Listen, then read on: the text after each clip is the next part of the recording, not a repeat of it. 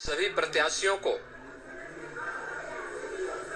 Bharatiya Janata party के सभी कार्यकर्ताओं को हृदय से बधाई देता हूं।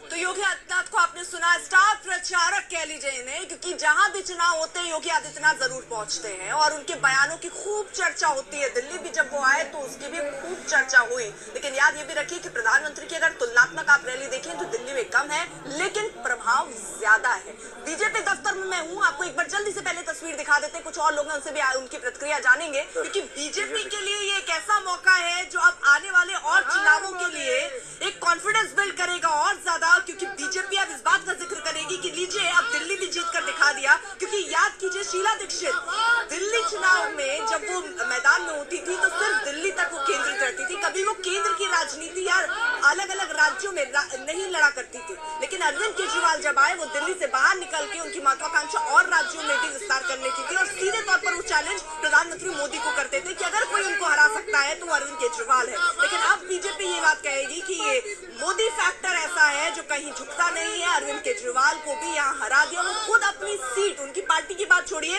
अरविंद केजरीवाल अपनी सीट नहीं बचा पाए नई दिल्ली।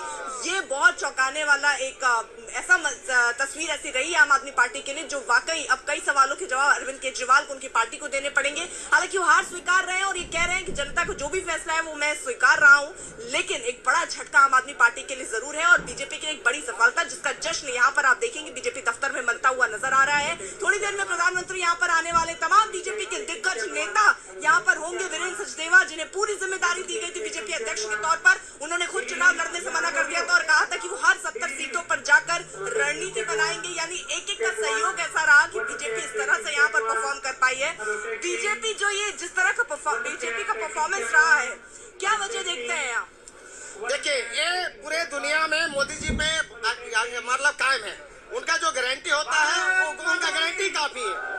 और ये जो दिल्ली में गारंटी तो पहले भी थी, नहीं पहले भी थी, अभी भी है, और जो भी गारंटी वो देते हैं वो होता है। ये दिल्ली में जो केजरीवाल जो 10 साल से हम लोगों को झूठे वादा दिए, ये कुछ नहीं हुआ। ये झूठे के आश्वासन देता है कि हमें एलजी नहीं काम करने दे रहा, ये नहीं काम करने दे रहा, वो नहीं काम करने दे, ये करेंगे वो करेंगे। देखिए पवन दिखाई जरा, शंखनाद भी हो गया है, यहाँ पर शंखनाद भी होता हुआ नजर आ रहा है, और क्योंकि जीत का शंखनाद है और बीजेपी ने 27 साल के बाद ये जीत हासिल की है, तो ये शंखनाद जबरदस्त